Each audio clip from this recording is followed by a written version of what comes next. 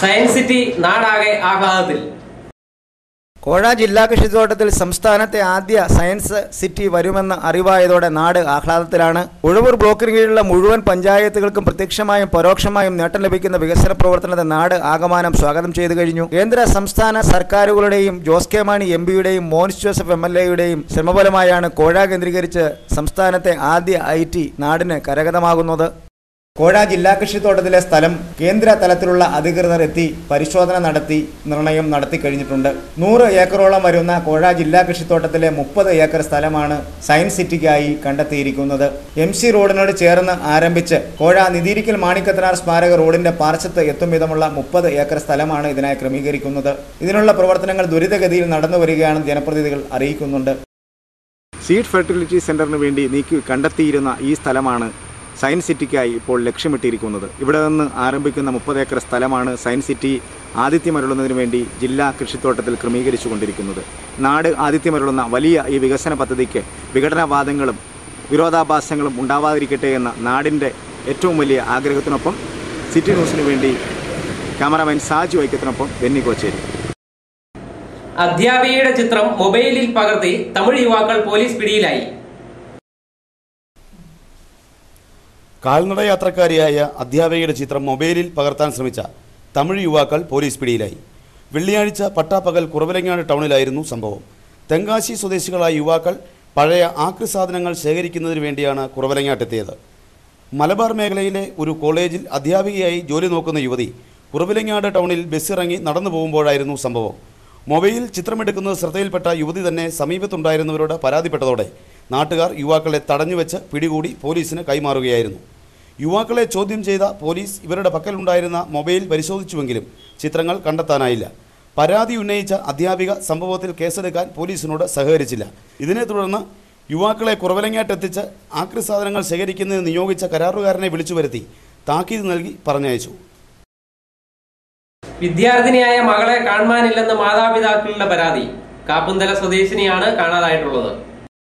കാപ്പന്തല സ്വദേശിയായ 17-കാരിയെ കാണാതായതായി പരാതി. കോട്ടയം തിരുനക്കരയിലുള്ള സ്ഥാപനത്തിൽ ലാബ് ടെക്നീഷ്യൻ കോഴ്സ് വിദ്യാർത്ഥിനിയായ യുവതിയെ കാണാതായതായി മാതാപിതാക്കൾ കടുത്തുരുത്തി പോലീസ് സ്റ്റേഷനിലാണ് പരാതി നൽകിയത്.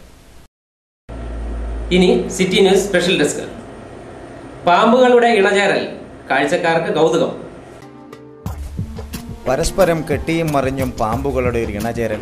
മണിക്കൂറുകൾ നീണ്ട ഇണചേരൽ കാണാൻ നൂറുകണക്കിന് പേർ. അങ്ങ് അകലെയെങ്ങാനുമാണ് ഈ കാഴ്ചയെന്ന് ആരും കരുതരുത്. ഗതാഗത തിരക്കേറിയ കുറവലങ്ങാട് ബൈപ്പാസ് റോഡിന് സമീപമായിരുന്നു കഴിഞ്ഞ സായാഹ്നത്തിൽ ഈ അസുലഭ കാഴ്ച. കപ്പ പറിച്ചൊഴിഞ്ഞ പാടത്ത് പാമ്പുകൾ ഇണചേരുന്നതായി ആദ്യം കണ്ടത് വിദ്യാർത്ഥികളായിരുന്നു.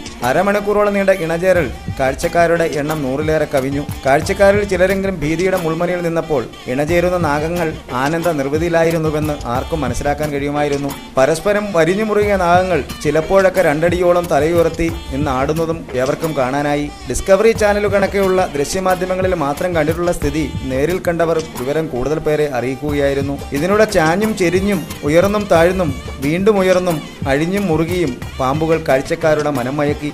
കാഴ്ചക്കാരിൽ പലരും ശബ്ദമുണ്ടാക്കിയെങ്കിലും അതൊന്നും ഇണനാഗങ്ങളെ ബാധിച്ചില്ല. ഇതിലുപരി കാഴ്ചക്കാർ തന്നെ ശബ്ദമുണ്ടാക്കിയവരെ നിയന്ത്രിക്കുന്നതും കാണാമായിരുന്നു. അരമണിക്കൂറോളം നീണ്ട കേളികൾക്ക് ശേഷം എന്തോ ചിന്തിച്ചുറപ്പിച്ചെന്ന മട്ടിൽ ഇരുനാഗങ്ങളും ചുറ്റഴിഞ്ഞ് ഇരുദിശകളിലേക്ക് പോയതോടെയാണ് കാഴ്ചക്കാരും പിരിഞ്ഞത്. ഇനി അറിയിപ്പുകൾ.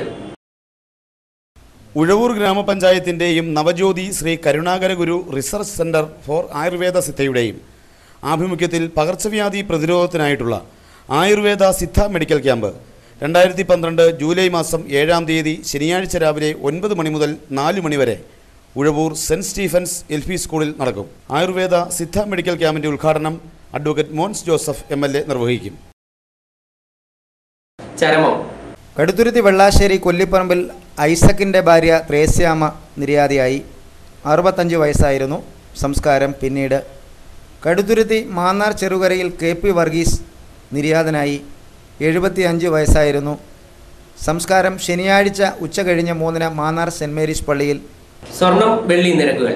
സ്വർണം ഗ്രാമിന് 2780 രൂപ, വെള്ളി ഗ്രാമിന് 55 രൂപ. കാലാവസ്ഥ.